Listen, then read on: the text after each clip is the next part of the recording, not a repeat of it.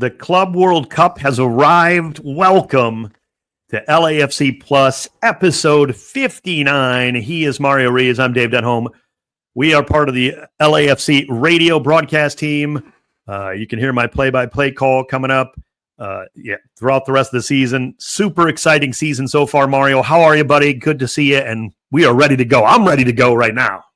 Yeah, talking about an exciting season. Oh, man, it's exciting. It's been an exciting week. Today was an exciting day at the LAFC Performance Center on the campus of Cal State LA, where all the guys were there, and you could see the excitement on their faces.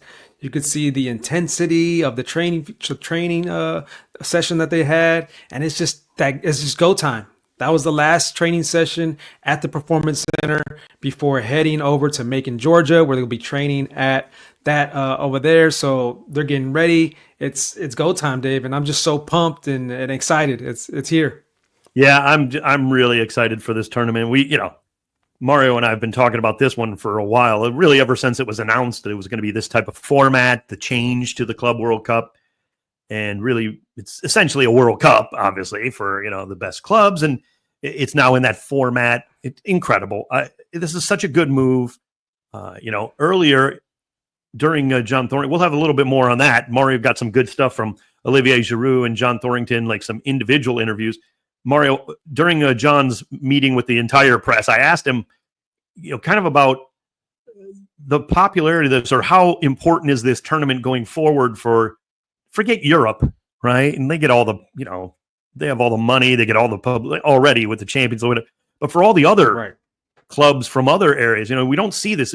Certainly, you can have your national team occasionally do something, or maybe a team who's never been to the World Cup gets there. That's amazing. That's awesome. Mm-hmm. But for clubs, you don't generally get this opportunity to play these type of teams when it counts. That's just the nature of it. How important are the 2029 Club World Cup for Africa and those teams, and North America and Central America, and teams that can get in maybe that just you wouldn't even dream of playing these teams in a real competition. It's going to be amazing. It really is. Yeah. It's going to be a whole nother level of just opponents, right, for LAFC in this FIFA Club World Cup. Yeah. It's going to take everyone. It's going to take everyone playing at their full capabilities, if they really want to do some damage here in this FIFA Club World Cup tournament.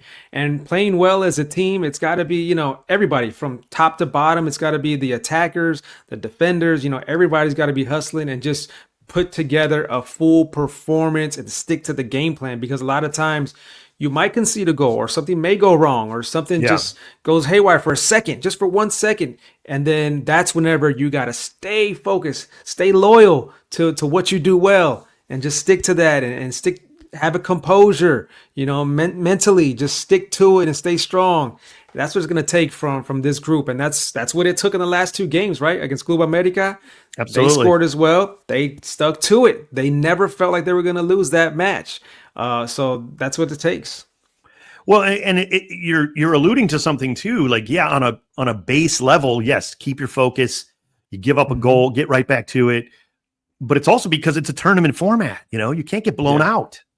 Even if you suffer a loss, you got to minimize damage, along the way. Now, obviously it's the last game, potentially, maybe a loss and you're out. Okay, I understand. You're going to go for it. You're going to, it doesn't matter if you lose 6-0 or 1-0.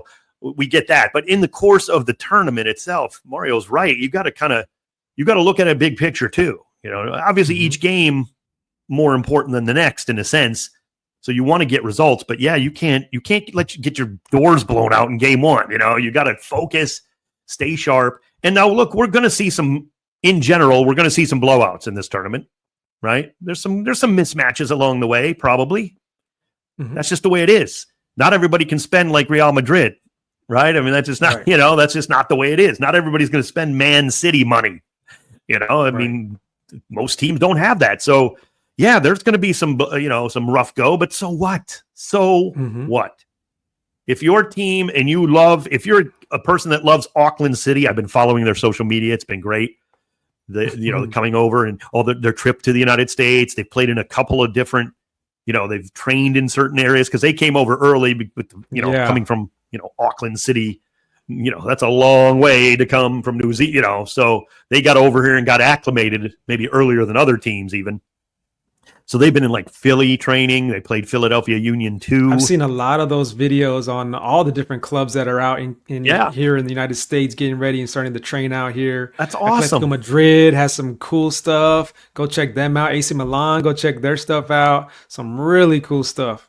Well, as Mario knows, one of my favorite players in the world plays for a team that is coming to the Club World Cup. I didn't know that until, obviously they won their, got in through the African qualifying. South Africa's Mamelodi Sundowns, one of my favorite players in the world, plays there. Right. Yeah. Boho Mokoena. And now he's coming to Cincinnati, Ohio, and other places to play, the likes of Fluminense and Dortmund and Ulsan HD. I mean, come on. When would Mamelodi Sundowns? I watched a huge video, like it was probably 12 minutes or whatever, of one of the guys' vlogs of one of the players just walking around the team plane as they're flying. That's cool. They had to fly to Cape Verde from South Africa, which was in and of itself, just to get to Cape Verde, which is on the other side of Africa, 9-hour flight. Then they got to take the long flight across to America. And he's doing like a vlog with all the players. I saw my favorite player in his vlog, and like Boho Mokoena is his name. He's like just an incredible player. And I get to see them play in real matches against Borussia Dortmund, Fluminense. Yeah. How does this guy hold up? He's one of my favorite footballers in the world. How does he do against these type, this type of talent and these type of matchups, taking on Fluminense? I mean, my goodness. You said, Dave, that there's going to be some blowouts, and I think there will be some blowouts because there is some mismatches. And honestly, there's no denying that LAFC is the underdog going up against Chelsea in this first match of the FIFA Club World Cup. Oh, absolutely. But everybody top to bottom at the club, I'm talking John Thorrington, I'm talking about the players, they kind of embrace this. They're embracing this, and they don't mind the underdog title, and they're just going to enjoy the moment. They're going to enjoy the moment. They're going to go out there and give it all their best and just see what happens. Like they say, like I don't know if it's as underdog as a puncher's chance or something like that, but they are underdogs, and they kind of are motivated by that, and it's going to be interesting to see what they can do and the type of intensity, the level of the intensity they come out with to match these teams that are really some of the best teams in the entire world. And I also think you're going to see some pretty good third matches, even against teams that are out, because there's money on the line. I mean, every match, this is, that's a cold hard fact of it. These are this is the Club World Cup. These are businesses. We all know that. I mean, that's the bottom line. Yes, they're clubs. I get it. We want to think of them more in that kind of sense, of course, because that's romantic. That's what sports are about. That's our club, but they're businesses too, and then the cold hard facts is that final game matters financially too. So you might see some teams who are both 0-2 in that final game that are out, but they're going to be playing their guts out, because also the eyes of the world are going to be on these players too. This is also like the World Cup in that way. You're showcasing yourself. Yeah. I almost think in a weird way, we hear a lot of times how clubs have kind of gone away from scouting the World Cup as hard as they used to, right? First of all, because scouting is easier technically, that we see everybody sees, in a lot of ways at the club level. And they want to see it over the course of, a season and all that. So they don't really focus. Plus, with the World Cup, you're playing with different people. It's not your teammates normally. This is more interesting in a way, scouting-wise, because it's kind of just like scouting a guy in his league with his club team, but he's playing maybe different levels of talent than he's ever played too, which is kind of cool. In other words, you can't hide behind going to play for your national team when there's great players around you maybe, and you kind of struggle or you're not up to that. Like, you're with your club team. This is who you are as a player. Now teams are going to get a really good look at that, from all over the world, and eyes are going to be on you as a player. So every game is going to be huge. Every half, there's a lot of guys. Yeah, there's a lot of guys on LAFC that are playing really, really well at this very moment, at the same exact time right now. That's why they're on this 10-match unbeaten run. I mean, you got guys like Eddie Segura, who's playing out of his mind, and then he just had a header of a goal, which was great as well. He's getting the job done from the defensive side, being one of the leaders over there, getting into the offense as well. He's doing great. Bouanga is just unstoppable right now. I think just two really dominant performances in back-to-back games. And I think just unstoppable is the word that I'm using with Denis right now. And I think it's the perfect word to describe Denis, because he really is unstoppable, just breaking through double teams, triple teams. And, it's just a matter of if he's going to put the ball on frame, on the target or not. Because that's all you can hope for if you're a defender, because he really dominating that well. And then Olivier Giroud as well. Olivier's been playing well for a long time, and now he's finding the back of the net and getting more minutes. So, and it's kind of like a unique role for him, right? Coming off of the bench, but really, really impacting the game in so many different ways and connecting with so many players. It's really been a joy to watch Olivier come in the second half and do what he does, because it's really beautiful to see him do his thing. Oh, couldn't agree more. He's been incredible. Big part of this unbeaten run, as has Eddie Segura. You brought up some good names, of course, Denis. I was talking to somebody the other day, and we were catching up about how LAFC is doing. And he specifically asked, what about Bouanga? And I'm like, here's the thing about Denis Bouanga that could be very interesting in this tournament is, and we've talked about it, Mario. This is not going to surprise anybody from LAFC, but if you're part of the plus here of LAFC Plus, and maybe you don't see LAFC every game, Denis Bouanga is the same player physically in minute 1 or minute 121. There is no drop-off. We talked about this against Club America. Alvarez, Israel Reyes, great defenders. And they were holding him down. They were doing a great job on him, a great job. And again, he was dangerous. But for the first 50, 60 minutes, they were stride for stride. Like they were doing their best, making it hard on him, blocking some shots. Occasionally he would beat them. Of course, it's Denis Bouanga, but they were keeping up. But man, after Club America got their goal, which is just a kind of maybe a coincidence of the timing, because it was 65th minute roughly, he could not be stopped. You could tell the other guys were getting tired and they could not keep up. And that certainly his skill doesn't wane. You never really, if you're tired, you might lose some skill in the sense that, you're maybe just tired about, but he doesn't tire. And he will not tire against Chelsea. Now, again, going to be tough to beat them individually. There's some great players on Chelsea. Reece James can defend, these guys are legit. Yeah, he's going to face some tough defenders in that game. Yeah. But he will be the same in the 97th minute. Yeah. The tighter the game, the more bigger the game, the more energy he puts out. It's like, and they better be the same. The game is on the line late. Yeah. The game is on the line late, and it goes out of bounds, and he's the one chasing it and getting it, setting up for the corner, and he could just see it on his face, like, I want to win this game, and that's what you got to have. You got to have that will and that fight that Denis has. I agree. And he's very unique. He really is. It just doesn't. There's no drop off physically from any minute of the match. It doesn't matter. He's just a machine that way. So if he's 100% healthy, and you can keep a game close, no matter who you're playing, if you're LAFC, he becomes a mismatch eventually. Again, not to say he can't beat a guy in the third minute either, of course, but they're ready to go. They're pumped up, and they're going to be physically up to the task for a while. Now, if they can go 100 minutes with him, so be it. Tip your cap, good job. But I have never seen a player quite like Denis that way. Like these guys are all in tremendous shape. I'm not, but just to be almost maybe even quicker and more, maybe it's just because he looks quicker because the guys are slowing down or defending him, but he looks quicker in the 95th minute and faster. Not just quicker, but fast, than he does in the fifth, ironically. And you know what helps him in the second half to look like that is Olivier Giroud. They really have been connecting very well. Another plus there for Olivier Giroud. And he's been playing so well. And I talked to him about Denis. So the question about, Denis and because I was talking to Olivier about, man, you played against so many talented players. You've been on the same team as so many talented players. And I asked him, how would you describe, what Denis is doing right now at the moment? So you'll hear that answer at the end of this interview right here that I had with Olivier Giroud today. Yeah, when you decided to come to LAFC, did you ever think you'd be playing against Chelsea in a meaningful match like this in the FIFA Club World Cup? No, I wouldn't expect that. I didn't even know about this competition, to be honest with you.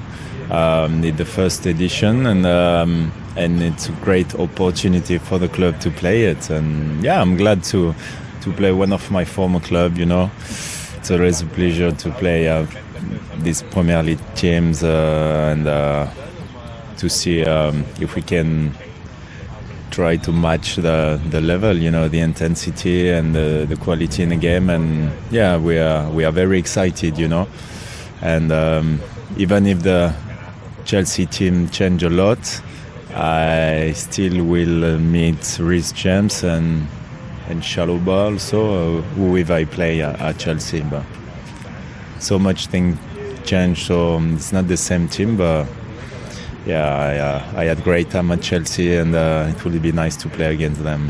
Yeah, you did have a lot of good times, a lot of big goals there at Chelsea. What are some of your favorite moments, your big moments when you played over there at Chelsea? One moment, yeah, there's a few. To be honest with you, I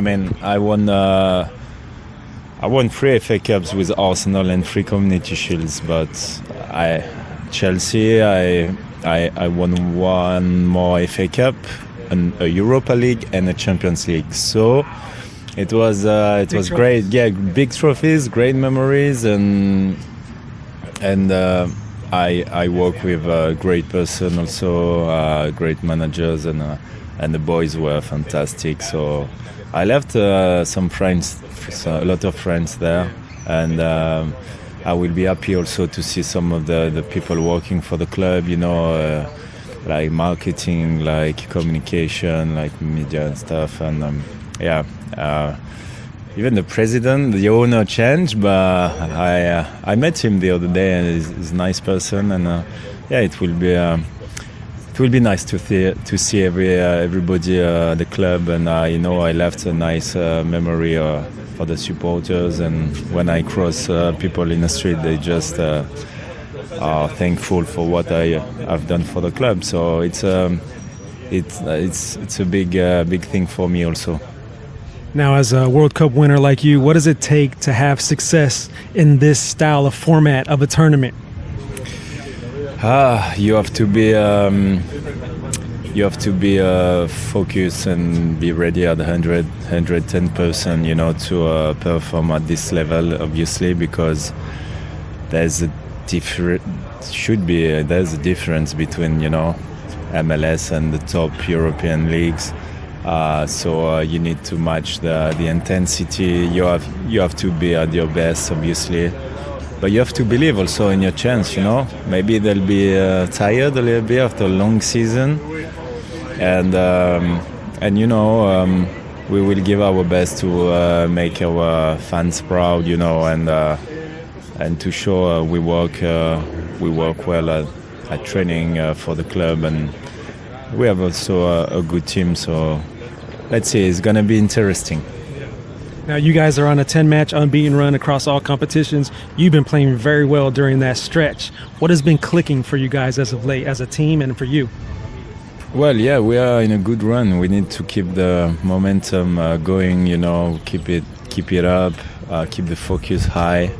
I believe we still can improve some part of the game, but we are definitely getting more confidence in our game, and we feel comfortable to play, in the middle of the pack, like in midfield, and to keep the possession of the ball and to be like more dangerous. So yeah, we are getting better and better. I think it's encouraging us like to carry on like that on that path, and to seize the moment, and to enjoy it, and to enjoy playing against these kind of big teams, And you've been playing very well. How about you personally? What's been gelling for you? Personally, yeah. I always try to give my best. Like I know it's a different style of play maybe than Europe or what I've known in my previous club. I just try to give what I can bring to the team. To bring my experience, my qualities in the box. So nothing really changed, you know. I'm just the same guy. Physically, I feel good. My mentality is always pushing myself like out of my comfort zone, like always run more and you know, give everything for the team and work hard at training. And that's my motto, my mentality. And I'm a competitor, so obviously I want to be on the pitch, but I need to respect also the manager's decisions. And so far it's true that I've been an impact player when I came on the field. So, but yeah, I'm looking forward for the games to come and hopefully more game time. Now, you've been playing amongst some of the greatest players around your career, some top talent. What would you say about the way Denis Bouanga is playing right now at the moment? How could you describe some of the things that he's doing? Well, I know his quality. We know what he can do, and he's basically on fire because he's assisting, scoring. He's our main weapon up front, so we know we can count on him. He's doing really well, and hopefully we're gonna carry on his good run, you know, to help us to win some games at this competition. Yeah, we're all excited, Olivier. Good luck in this one. Thanks for the time. Thank you so much. Yeah, I did talk to Denis too, and I said, "Hey, Denis, it's your time. This is your time, Denis." And he said, "Yep, I know.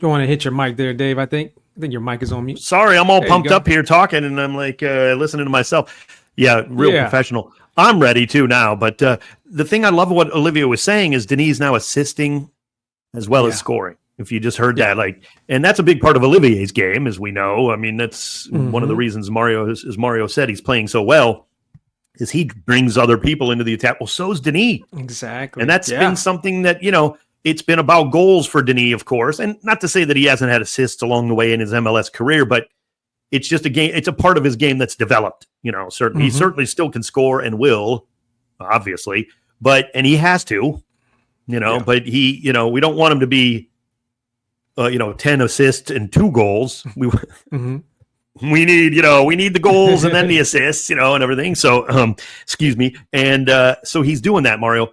And I got pumped up just hearing him talk about, though, what's, just the kind of how he's playing, how he's so comfortable, but it's just who he is. Olivier Giroud always does this. So this is what Giroud does, and I think it's just the teammates getting comfortable around him and everything. I'm more pumped up than ever now for this tournament. And I'll tell you too, it's funny how this goes, right? The way you qualify for this and everything. We're going to see this more in the future. You know who helped Chelsea get to this tournament? The reason they're here is when Olivier Giroud was on their team, they won the Champions League.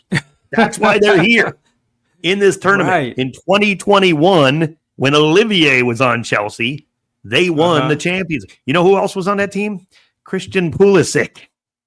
Just ironically, so it kind of takes me to what Seattle, really started with, kind of talking about the money. And I'm not going to get into that too much. They're, going back and forth, the players union with MLS, trying to figure out the share of money. But it reminded me, and I'm not trying to disparage any player. They should get what they can, and it's all collective bargaining. And I get it. It's, tricky for both sides. They want to be fair. Everybody wants to win a negotiation, but they got to be fair.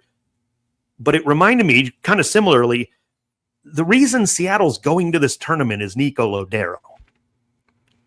And he's nowhere to be found. Yeah. You know what I mean? Like, in a way, does Nico Lodero deserve some of the money that Seattle might? Just because this format's weird, right? And that's not the way football works. I get it. But, you can win a tournament 4 years ago to get in this thing. Cruz Azul is now going to the 2029 Club World Cup. They'll be a different team. Yeah, they will.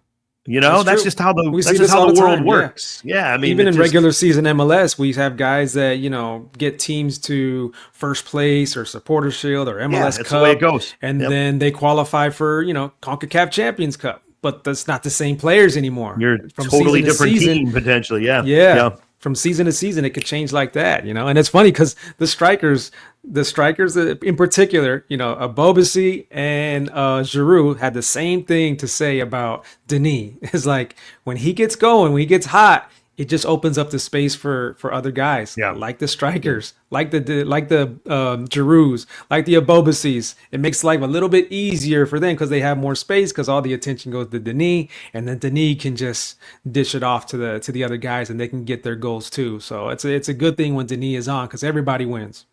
Yeah, one thing to keep an eye out for if you're watching LAFC and how's this offense going to do in this tournament, or if you're listening to me, keep an ear out for. Is Denis is now, maybe it's not coincidence, of course, he's scoring and assisting more. He's now more effective now against, not just on the counter. In other words, earlier in the year, LAFC were having a hard time breaking defenses that were bunkered in down, which it happens sometimes. That's the way it is. I mean, if you're playing a good defense and they're defending with 10 or 11 men, that's going to be hard to beat. Well, LAFC is more successful against that now. In this run with Denis heating up, he can break down defenses with those dribbles, even if they're bunkered in, creating chances for Abobasi, Ordaz, David, Giroud in the middle, so that was a sticking point early when he was struggling in a way, not because it's all his fault. That's not what I'm saying. It's just LAFC are having more success now. They've figured it out as a team against those bunkered in defenses, or maybe just the set defenses where 8-9 guys are back. You're not just hitting everybody on a counterattack 3v3. We don't need to do just that to score, right? So that could be very helpful in a tournament like this, especially, you're going to see like teams that who knows how anybody's going to play in this, right? In a way, I mean, we know what PSG can do because everybody watches them. They just saw them. But do you know Esperance de Tunis very well? I don't. How are they going to play? Well. Are they going to come out attacking, or are they going to come out bunkering? Are they going to come out playing a little bit of both? It can be very who's effective. In form?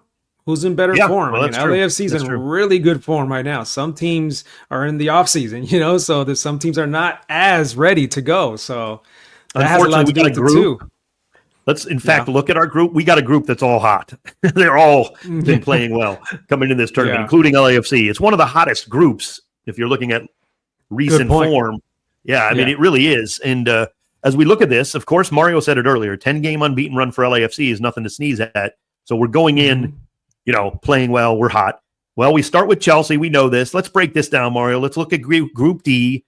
These games, I think the schedule's important in how you play a team or when you play teams in a tournament like this too. I don't know if you agree, but I always look at the World Cup. It's not just who's in your group. When I look at the World Cup draw, it's when do we play each team? I think that is big, not just for our group, but for every group. And we start with Chelsea. That's no easy task. We know this. They're probably the favorite in the group.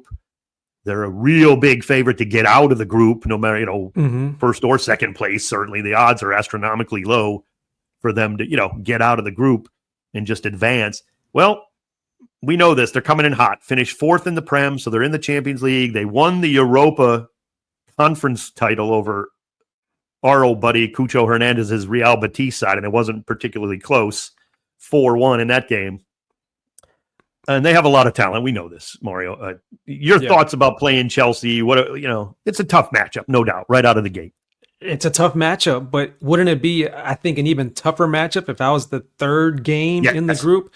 That'd be very 100%. Tough to try to get a result or try to even get a win. Let's say you had to get a win. You had to get the full 3 points against Chelsea. That would be very tough. So I kind of like it. I'm with you, Dave. I like the fact that it's the first game. Everybody's already pumped up and excited for it. So who knows what happens in the first game? Maybe somebody's cold. Maybe somebody's not ready. Maybe, who knows? Anything can happen in the first game of a tournament like this. So get that game out of the way.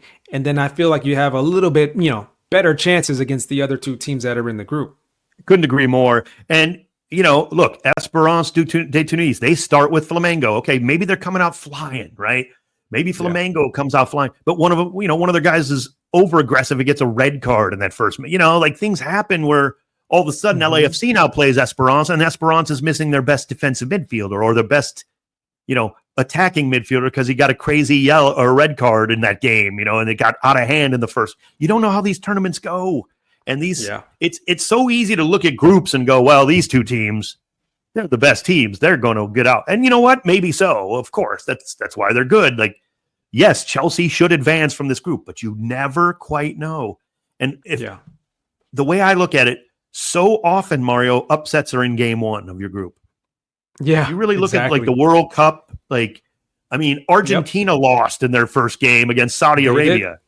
And it didn't slow them down in the long run. You know, like the first games are tricky. I mean, you don't know. Mario said it. You don't know how you're going to come out hot or cold. You don't know how players are going to react to the pressure, or just even maybe they feel like, well, it's only the first match. We're easing into this or whatever. And then you come out, get punched in the nose, and all of a sudden you're battling to try to get back into a match. And then, you know, I like the schedule. I really do. Now, again, we could lose to everybody. We could. These teams are all good.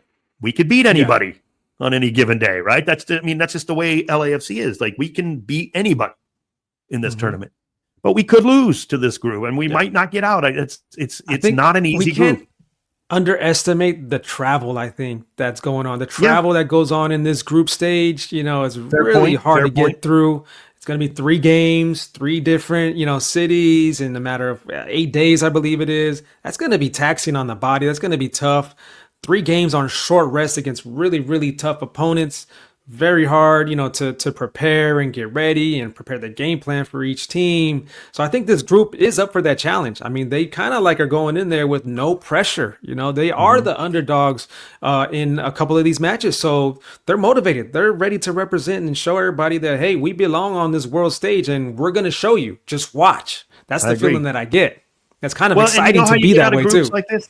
Teams get out of groups like this and tournaments like this by having Ryan Raposo have a great game, and Yaboa, you know, I mean, and again, I'm not just mentioning them guys for no reason. Like, you need your depth. These guys are good. You need the whole roster. You need guys that maybe aren't going to start every game, but they have to perform. Yeah.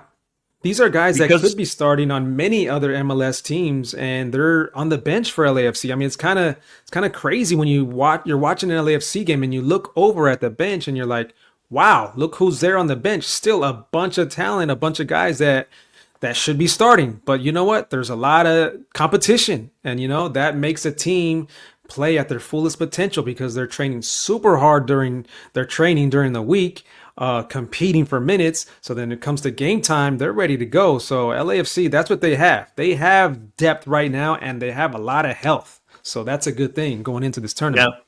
Well, I'm a junkie, so I went and read like the 60-page booklet that FIFA put out about this tournament, all the rules and everything. And so I went through it all just to make sure that it's like typical, you know, tournament stuff. Yeah. And it is. So another factor could be game 3.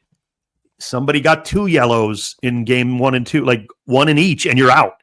It's 2 yellows and you miss a game. So you could have a yellow in game 1, follow it up with a yellow in game 2 for something stupid or a bad ref. You miss game 3. So it's not 2 yellows equal a missed game no matter when you get them, except for later in the tournament. Like they revert back to 0 around the quarterfinals. So after the quarterfinals. So in other words, you couldn't miss a final based on a yellow in the semifinal, like 1 yellow. So if a player gets an early yellow in game 1 or something, you might have to rotate that player in game 2, right? You need that depth to make sure they're ready for game 3, just to make sure you're. And here's the thing about LAFC's schedule that's not favorable necessarily.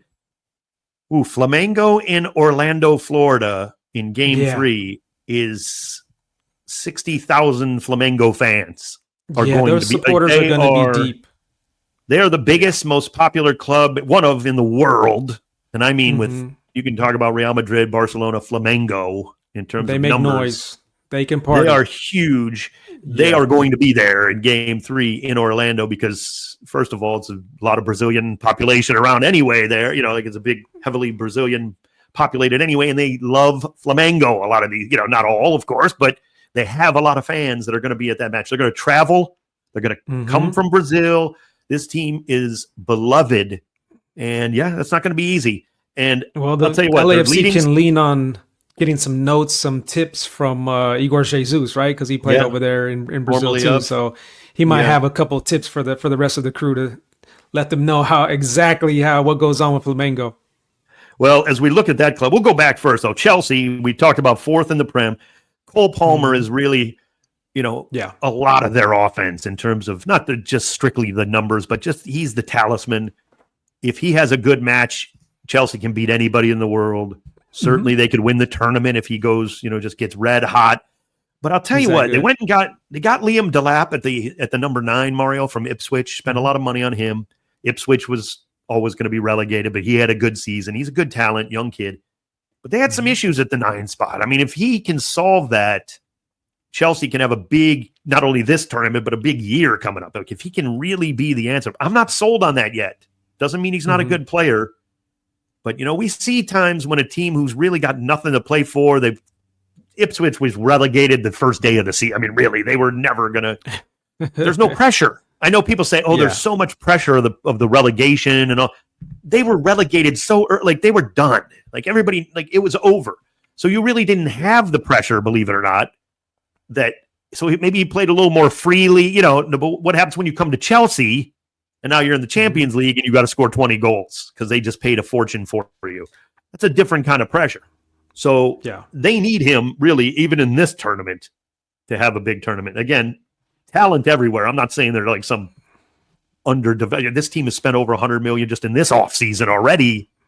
Yeah. They spent literally over $1 billion in terms of what the new owner has done in the last several years to build this club. So, but LAFC has made a move too. They got a signing. They got a brand new signing. Bring it on. That's right. So Jafaido Del Rosen, from Club America, also from the Netherlands. But he's a solid player, attacker. He's a lot of talent, exciting player to watch. I saw him today at the training facility. He came out and took some pictures with some of the photographers at LAFC, and then right after that, straight to the training ground. And he was on the grass, and he was doing drills, and he was warming up. He's not messing around. He's getting straight to work, and I think LAFC are really, really going to use him in this tournament. I mean, he's a really good player. We wish Cengiz Ünder nothing but the best. Obviously, hope quick healing and all that, and it just it made sense in the sense that his loan was going to come up anyway, and that so it's the timing, unfortunately, needed to be done. I guess if you're going to send him back in a sense. So we wish him nothing but the best. Great guy, and not a bad word to say about Cengiz Ünder. Obviously, he played his guts out and everything. So, but unfortunately, got to make a move like this if you're going to try to improve the squad. Very healthy body, very unfortunate. Yeah, there he is right there. I had to get a picture with him today, because he's been so good to me. He's been, like you said, just tremendous guy, top class dude. Just on the pitch, obviously talented, but off the pitch, very nice guy. He'd be a little bit, shy to do interviews in English because he wasn't really comfortable, but he would do them anyway. And I would say, hey, you're doing good, man. And each and every time I talked to him, it was better and better. He was really doing well with the English and just never, said no, never refused to do an interview with us. So love Django, man. All the best. Fit right in. Yeah, he did. Mm-hmm. And we wish him all the best. How's he feeling, by the way? I didn't talk to him, but how's he? I didn't ask about the injury. But he was walking around like a normal person. So he wasn't really limping around, nothing like that. But okay, we hope he's, right back to health as fast as possible, obviously, and wish him. I'm going to keep an eye on him. I always follow, we follow former LAFC players. They're always part of the black and gold, right? What is that? Forever black and gold, right? They're once you're part of history. Team, absolutely part of our history. We're going to keep an eye on him. Wish him nothing but the best. Mario, we talk about these other teams, and we will obviously continue to dive deep into this tournament for LAFC in Group D. We look at Esperance. They got some great players too. Yusuf Balali is a name to keep an ear out for. Elias Mokwena from South Africa is one of their big scorers. Achef Jebri, and they dominate in Tunisia, which is a football mad country. I mean, their fandom for Esperance, they're like huge there. Their derby is massive. And Tunisia loves football, so they're going to be a threat, and they're going to have fans too. And then we know Flamengo, just the names that are on that team. Holy cow! That Georgian de Arrascaeta, who's of course playing very well for Uruguay whenever he play, over at the World Cup qualifying in a few. The dude's on fire. 9 goals, 4 assists in his 9 appearances so far in Serie A in Brazil. Ooh. Yeah, he's pretty good. He runs the show a lot, but they also have a guy, I'm sure many people, Luis Araujo. He formerly played at Atlanta United. A lot of the Brazilian teams have a little bit of MLS flavor on them, even the big clubs. And which is kind of cool. Of course, we know Eduardo Tuesta spent time at Palmeiras, and before coming back to MLS. So the Brazilian teams are kind of getting that respect for MLS and vice versa. Yes. Of course, I mean we're bringing in Brazilians all the time if we can. The league itself, and then but now they're actually going back. Yeah, Facundo Torres is playing in Brazil now with another team that's in this tournament. But Flamengo's got some talent. Wesley, Michael, Pedro, Bruno Henrique, Everton. I mean, they're loaded, and they're going to be well supported. It's going to be tough. Mario, I'm not even going to say predictions or anything. I think we can get out of the group. I think we can get out of the group. Yeah, that's your first goal. Yeah, I mean, and then you see what happens from there, right? I mean, you just go from there. I think, and I think Olivier was asked this earlier about, what would be success, in his eyes, at the end of this FIFA Club World Cup. And he said to get out of the group would be amazing, just to get that feeling of, okay, we're out of the group, and then to see what happens after that. That's what you want. That's what you want. You want to get out of the group and then just see what happens after that, because wild things happen in those knockout stages. They play those games so carefully, and anything can happen in the box, a loose ball, something like that. And then penalty call. Yeah, absolutely. Penalties, changes everything. Goals change games in regular season. In game number 4 of 34, they really change games. Magnified in these tournaments. Three group stage matches, no question. And of course, knockout stages is a whole nother beast. And as you guys all say, as we all say, get to the knockouts. You don't know who you're going to play. You don't know who's finishing first or second in a group. Everybody always thinks they do. They're never quite like everybody predicts. Even if teams get through, that doesn't mean they win their group. Like, oh, this team's a shoo-in to win. Real Madrid's going to clean up in this group. Well, maybe they get through, but maybe they don't finish first and stuff like that. You don't know what happens. And then all of a sudden, Real Madrid's playing Man City in the next round in the first round, because one of them finished in second or something crazy, and I'm making stuff up here, of course, but you just let the tournament kind of play itself out. Just do what you can control, which is to try to get out of your group. That will be a success for any MLS team, in my opinion, right? I mean, as we look at Inter Miami, Seattle, Mario, let's go real quick. Group A, Inter Miami kicks off this tournament, which is amazing, in Miami, coming up on Saturday against Al Ahly. It's the only game of the tournament that day, which cannot wait. I'm freaking out already for that one. And then it's Palmeiras and Porto in that group. I mean, that's man, a good one. It's a good group, but it's possible they could get out. I mean, there's no doubt about that. Inter Miami has a shot. It's not easy, and they have a chance. But first game is practically a home game. Not too many teams have a home field advantage, but that game is pretty much a home game for them. Here's what worries me about that for Inter Miami is that scheduling. Now people are talking like, oh yeah, they're going to beat Al Ahly. It's their first match. It's the easiest game in the group, allegedly. And people start talking like this, right? And everybody starts hearing this. Al Ahly could blow out Inter Miami in that first game if you're not careful. No doubt. They are dangerous. Yeah. And they are hungry. They want to prove something. They could come in. They're going to be playing Lionel Messi too, remember. Like, this is their Super Bowl. Anybody who plays Messi, including Porto and Palmeiras, they're going to want to play him. So Inter Miami better be ready to go from kickoff in that first match. Because, maybe they do need to have a good result against Al Ahly to get out of that group. Well, you better be ready because Al Ahly is feeling the same way about you. And they got nothing to lose. So it's actually more pressure on Inter Miami that first game with all eyes on them in Miami. Of course, we've talked a little bit about Seattle. Holy cow, if there's ever been a group of death in any tournament ever, it is this one. I mean, on top of the distractions that they're going through, it's very tough for Seattle right now. And they're trying to look forward to playing in this, but it seems like they're not really getting over, the situation that they're in right now with the payouts and all that stuff. It seems like a really big distraction to them. They better. That's all I got to say, because the guys are saying all the right things. They're trying to be focused. They want to be ready for these matches, but it's just too much. I'm just seeing too much of it, and too much talk about it. If any team in this tournament is not ready to go mentally, they're going to get wiped, especially now Seattle in this group, starting with Botafogo. Good luck there, right? I mean, I know you're playing in Seattle. That's great. Botafogo is loaded. Oh, by the way, your second match, Atletico Madrid. Yeah, you have to face Diego Simeone's side, And if you want, if you have life and you're hanging on and maybe you need a win in the third game, go ahead and play PSG in your final game. But good luck. So Yeah. that is murderer's row there for Seattle in this tournament.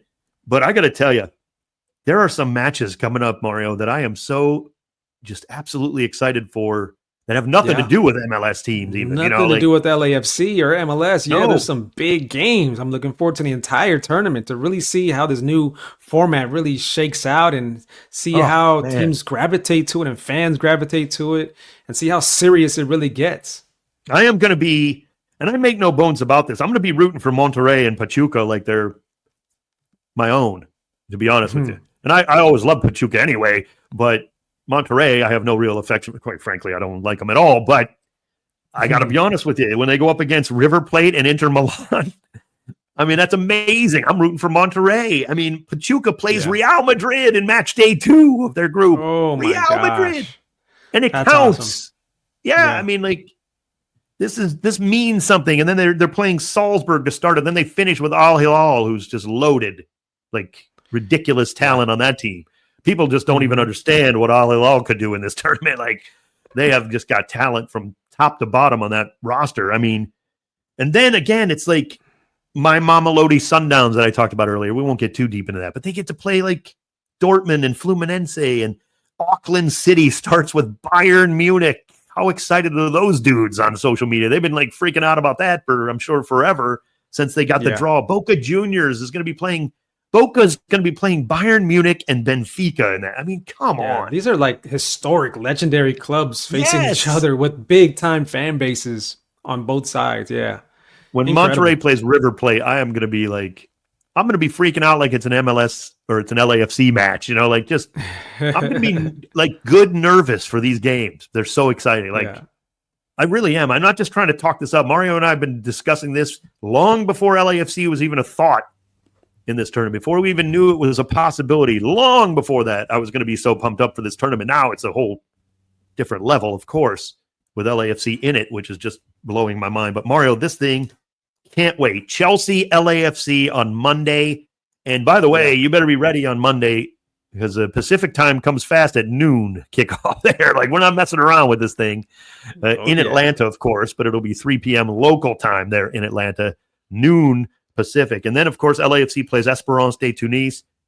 You got to get wins whenever you can. Hopefully we match up well with them, and maybe you can, get a win and keep yourself going, and maybe you're really flying by that point. And then you got Flamengo just rocking it in Orlando. That's just, Mario, can't wait. There's going to be a lot of LAFC fans at work with their iPhones out watching it during their lunchtime because it's going to be 12 o'clock, and then hopefully on the 710 ESPN app. Let's see. Yeah, hopefully you're on the app too, but we'll see. We'll see how that goes. But yeah, it's going to be a fun. Can't wait. How you feeling, Mario? Like, for all the MLS teams, I mean, obviously we talked about LAFC in their group. Inter Miami, Seattle. What's your thinking? Like, are you going to be rooting for those teams, or am I just nuts?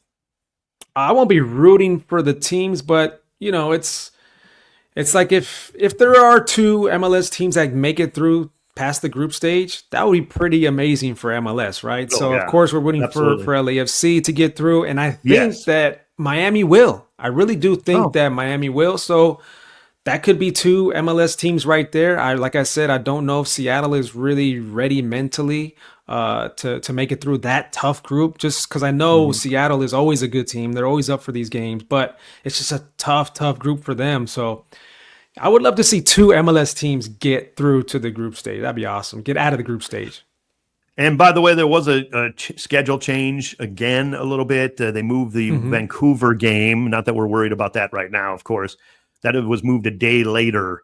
1 day later? If LAFC don't advance. That really makes a difference 1 day later. Well, I thought it was going to get moved like a month later or something. But for a tournament like this, you need every day you can if you're coming off of these games. Now, they could still be in it, and we both believe they will, so they'll have to move that match even further, of course. But that's the Vancouver game that was scheduled on the 28th, has been moved to the 29th. If LAFC is not still in the tournament, which we know they will be, so we're going to have to move that game again. Let's worry about that. That's what I was thinking. Why don't just move it a month away, from the jump? Whenever this tournament ends in the final, when LAFC wins this whole stinking thing, then we'll start worrying about it. Oh, gosh. Here we go. Club World Cup, baby. Mario, take us out, man. I'm so pumped. It was great to talk to you about this. I can't wait.